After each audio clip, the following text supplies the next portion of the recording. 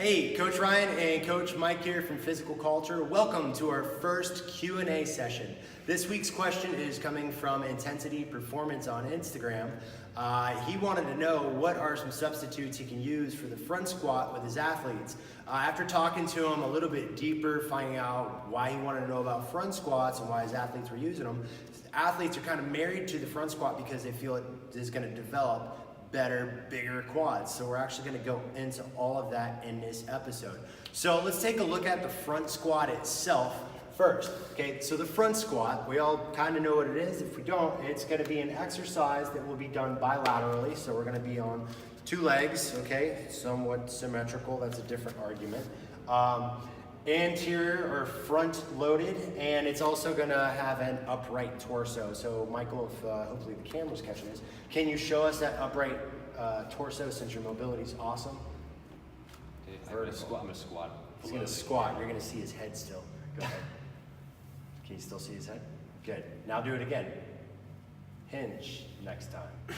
Show me a hinge. That is not a front squat.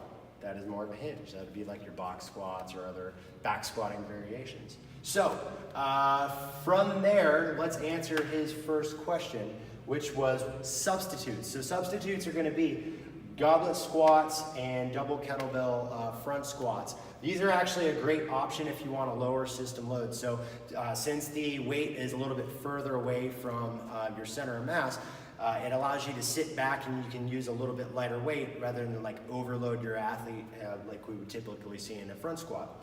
Another option is going to be sissy squats. Mike, can you show him a sissy squat? You're not even going to see him if he does a sissy squat. He's going to go back like this.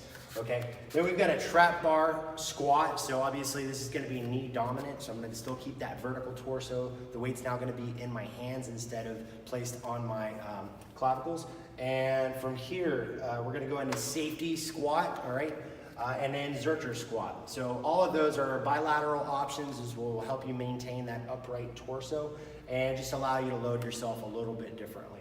Now the question actually becomes, with each athlete that we deal with, do they have the mobility prerequisites to do the front squat in the first place?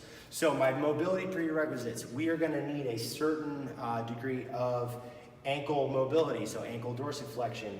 Hips, they're going to need to get into a certain degree of flexion or internal rotation, otherwise we're going to have the feet wide out, which is not a huge issue, but it's just going to change the mechanics of the lift.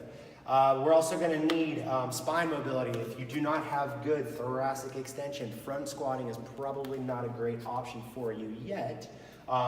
Shoulders, you're going to need shoulder flexion and external rotation, and you're also going to need elbows that can flex and wrists that can extend. If you are lacking any of these, it will significantly influence the lift itself. So, number one, work on your mobility. This stuff is important, okay? If you don't have the prerequisites, you must first acquire them before you can do the front squat with any degree of technical proficiency.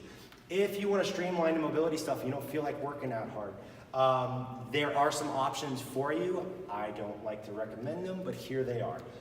You're going to be able to use heel lifts. You're going to be able to use weightlifting shoes, which if you're a weightlifter, that kind of comes with the territory. And then you're also going to have the option for lifting straps. So once we get to the upper body, if your elbow, wrist, shoulder all kind of suck and they don't get in position, you can simply grab a strap and hold it there. If your ankles and hips are not able to achieve the range of motion, then we simply just elevate the feet and we're able to keep that more upright torso. So always options to be able to kind of play ball. Now, after probing a little bit deeper, again, we found that his athletes were married to the front squat because they wanted bigger quads. So show me those quads, Mike. Show me the quads. Yeah, we went over this in the Instagram. Okay, if you didn't see the Instagram, you missed Mike's quads. They're beautiful. So he wanted bigger quads. So in that case, I'm not going to stay married to the front squat. Yes, it is a great option, but there are so many other options that we can use.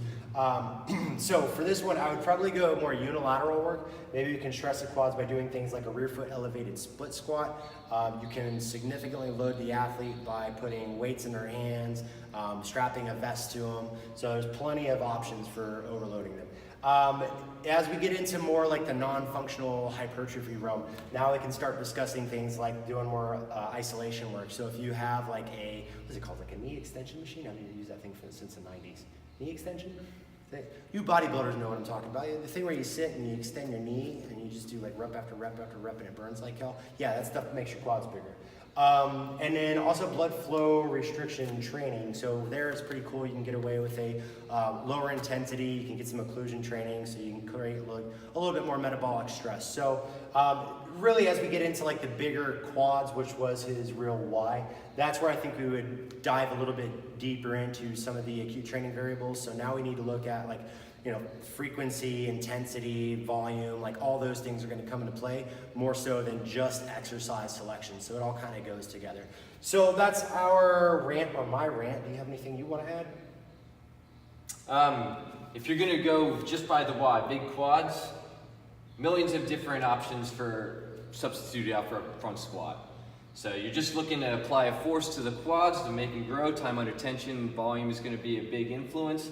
So this options list can go on for a long time if all you're looking for is a why of big quads to put force into the quad.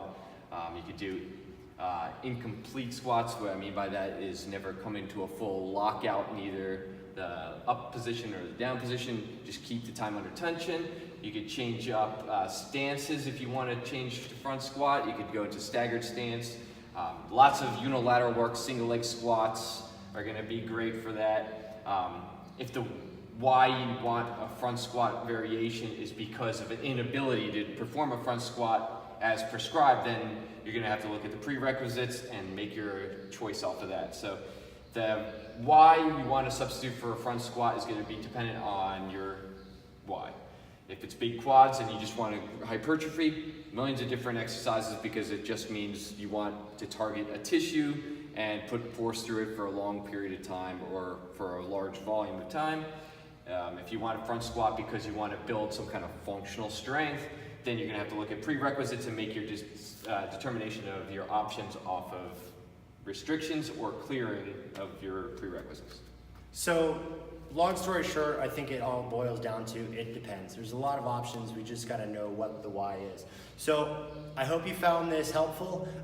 If you do have more questions, please comment in the link below. We'll try to give you as much information and feedback as we can.